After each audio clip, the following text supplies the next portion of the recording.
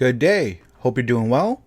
Today, we are going to read an article from ScreenRant.com, dated July 27, 2019.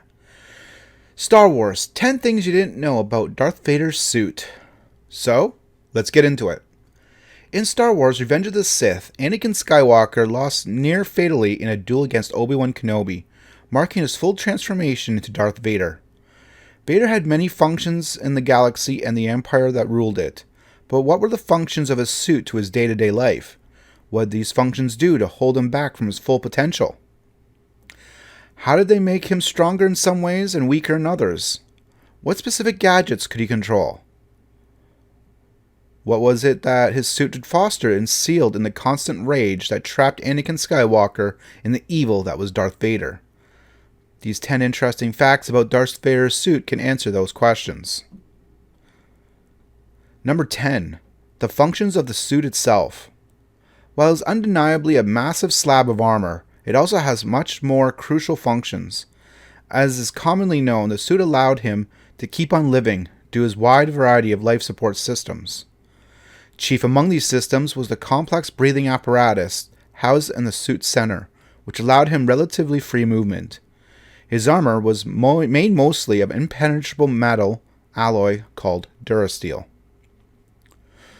Number 9. The suit was obsolete on purpose.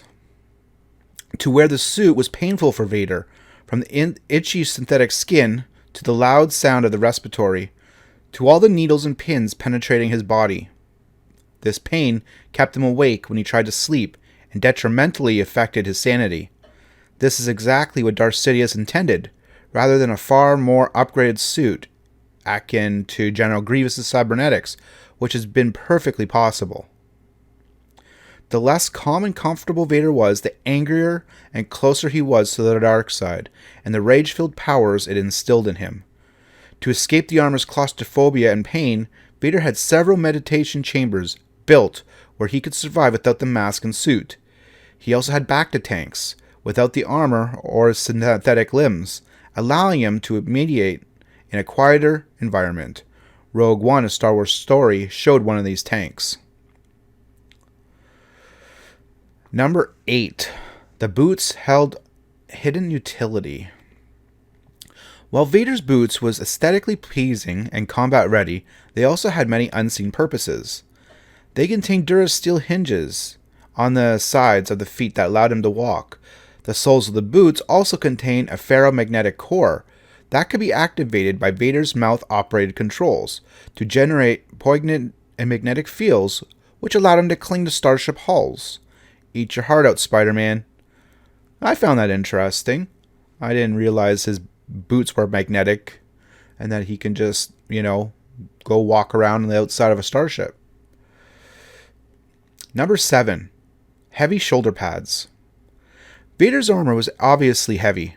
However, the shoulder pieces weighed over 25 pounds, able to hold off blaster bolts and lightsaber strikes.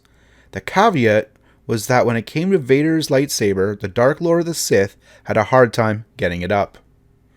Coupled with the design of his robotic arms after his grievous injuries on Mustafar, this made it very difficult to raise his arms above his head.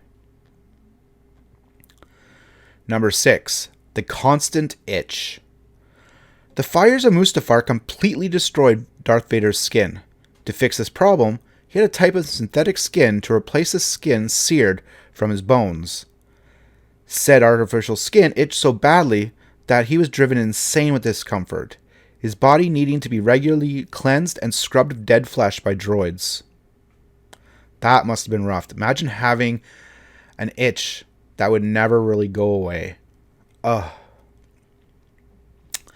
Number 5. The function of the mask. The mask was one of the most painful parts of the suit, but also one of the most useful. There were multiple displays present in the lens, supplying him with a steady stream of data and amplifying his already considerable connection to the Force. During his slaughter of the helpless rebel troopers in Rogue One, his vision was perfect. His lenses allowed him to see infrared and ultraviolet vision on a whim.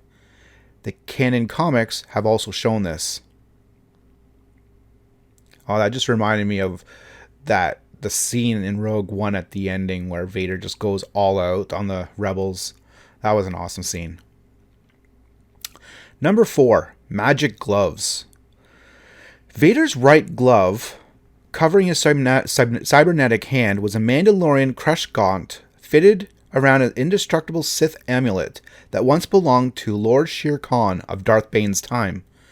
The other glove had the same micronized Mandalorian iron weave, which protected him against lightsaber strikes and helped him deflect a direct hit from a blaster, like in The Empire Strikes Back against Han Solo.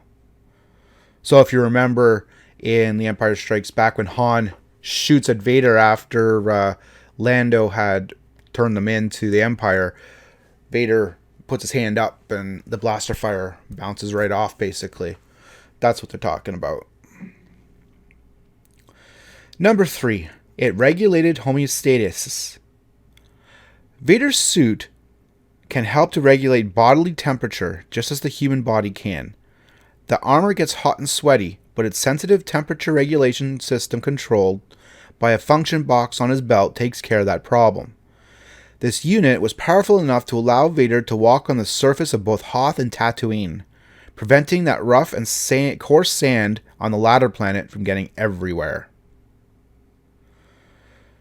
Number 2, there is a unitard underneath. This giant one-piece body glove covered everything below Vader's neck. The unitard was blast dampening, fireproof, not the high ground way, but still, flexible and quilted. There was also a small pocket inside the suit allowing him access to a cartridge. This cartridge containing chemicals that lessen Vader's perception of pain in times of need. Number 1, it gives Darth Vader strength. For all the suit's drawbacks, it gives Darth Vader incredibly inhuman strength.